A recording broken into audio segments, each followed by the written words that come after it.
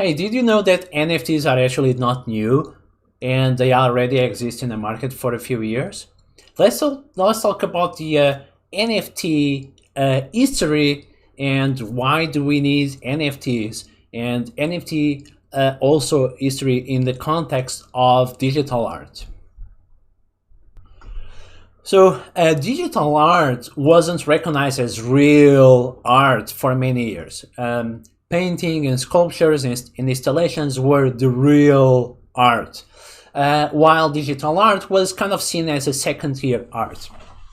However, digital artists also spend a lot of time building their art and perfecting their skills, just like any other classical artist. For many years, digital art and digital artists were not paid the fair share for their work. Digital artists were more like freelancers doing like different gigs and jumping from gig to gig, and always had a hard time making more money from their digital art and be rewarded fairly. The reason why it's so hard to make digital art unique is once digital art is created, it's very easy to be copied and to copy thousands of times across the internet. And it's very hard to track those copies and distinguish which one was the original. In classical painting, I know that although there are some thousands of photos of Salvador Dali, Persistence of Memory, although there are thousands of copies of Salvador Dali, Persistence of Memory all over the internet, I know that the original is somewhere in a museum. In this case, it's in the MoMA in New York. And the collectibles art market has grown massively over the last century, with global estimates reaching hundreds of millions of dollars. Crypto collectibles came into existence in the early days of Bitcoin with the creation of colored coins. Colored coins were kind of small denominations of Bitcoin, and they were used to represent different assets on the blockchain, like with some metadata. And colored coins would store some metadata related to the asset on the blockchain. And although the project didn't gain much popularity, it was a precursor of the NFT idea. The crypto community began to recognize the potential of storing digital assets into the blockchain.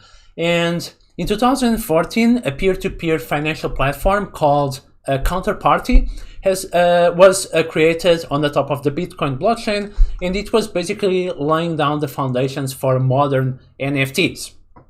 In 2016, we started to have community-led NFTs called Rare Pepe.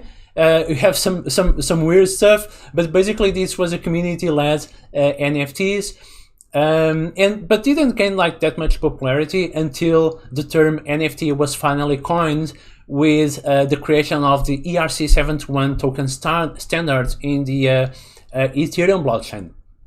The ERC-721 allowed the creation of projects like CryptoKitties. CryptoKitties which hit mainstream in late 2017. And CryptoKitties is basically a game that allows players to collect, breed, exchange, and create virtual cute cats. And it's using the ERC-721 NFT standard. And it was very well known for the congestion of the Ethereum blockchain. Alongside with CryptoKitties, there are other similar projects, very well-known projects like CryptoPunks, and currently CryptoPunks are also very valuable. NFTs, has already stands for non-fungible token, and it's a whole new world. And they are bringing like really new business models. For example, why is this CryptoKitty here worth $1 million? Because it's a unique piece of art. It's a unique token, and many other NFTs have a big demand in the market, increasing their value. NFTs token have fungibility, meaning that each token is unique and irreplaceable. They are generally using the Ethereum ERC-721 standard, which we are going to see in more detail. And the standard was introduced to the blockchain network, to the Ethereum blockchain network, in late 2017.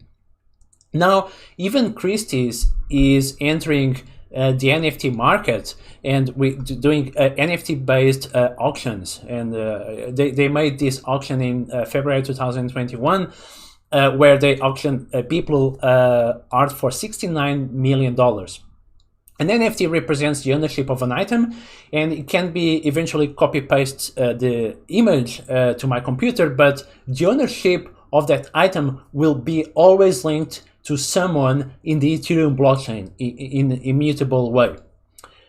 So as I said, the artist people sold the collection first in late 2020 for $3.5 million in the Nifty Gateway. And then later, in February 2021, sold Christie's auction for $69 million. And now I'm very happy to see that digital artists are finally being paid their fair share part for the work that they do. So let's continue to unblock what are NFTs.